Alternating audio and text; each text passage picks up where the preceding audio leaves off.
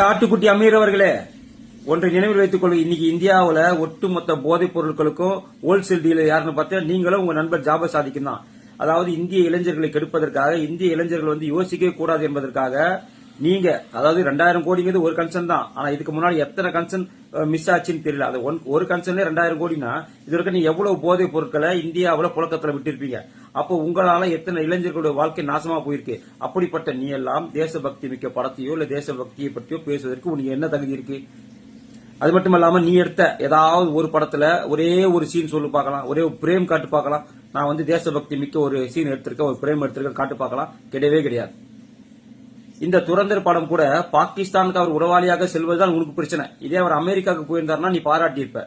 அமரன் படத்தை கூட உங்களை மாதிரி ஆட்கள் என்ன பண்ணீங்க, விமர்சனம் தான் பண்ணீங்க. காரணம் அவர் பாகிஸ்தான் சம்பந்தப்பட்ட ஒரு படமாக இருப்பதனால. இந்த படமும் பாகிஸ்தான் சம்பந்தப்பட்ட படமா இருக்கிறதுனால தான் உங்களுக்கு வயிறு எரியுது, உங்களுக்கு எரியுது உங்களுக்கு.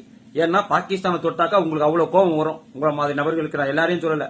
ஏன்னா இந்தியாவுடைய அணு ஆயுதத்தை கண்டுபிடித்த, இந்தியாவுக்கு அணுசக்தியை எப்படி என்று சொல்லிக் கொடுத்த டாக்டர் அப்துல் கலாம் வாழ்ந்த பூமி.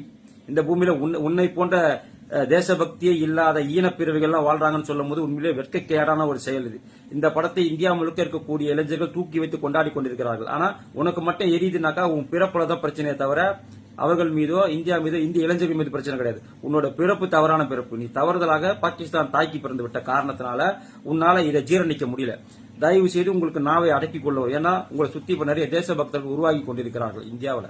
இந்த கடந்த 10 ஆண்டுகள்ல பாத்தீங்கன்னா நிறைய தேசபக்தர்கள் இந்தியாவிற்காக உயிரை விடக்கூடிய ராணுவ வீரர்கள் உட்பட இந்தியாவுக்கு உயிரை விடக்கூடிய இளைஞர்கள் நிறைய உருவாகிட்டாங்க. உங்களை சுத்தி நிறைய பேர் இருக்கிறாங்க. அதனால கொஞ்சம் நாவை அடக்கி பேசுங்கள். நாளை என்ன வேணா யாருக்கு வேணா நடக்கலாம். மக்கள் பேசிக் கொள்கிறார்கள் இந்த கருத்தை எல்லாம். அதான் உங்ககிட்ட நான் சொல்றேன்.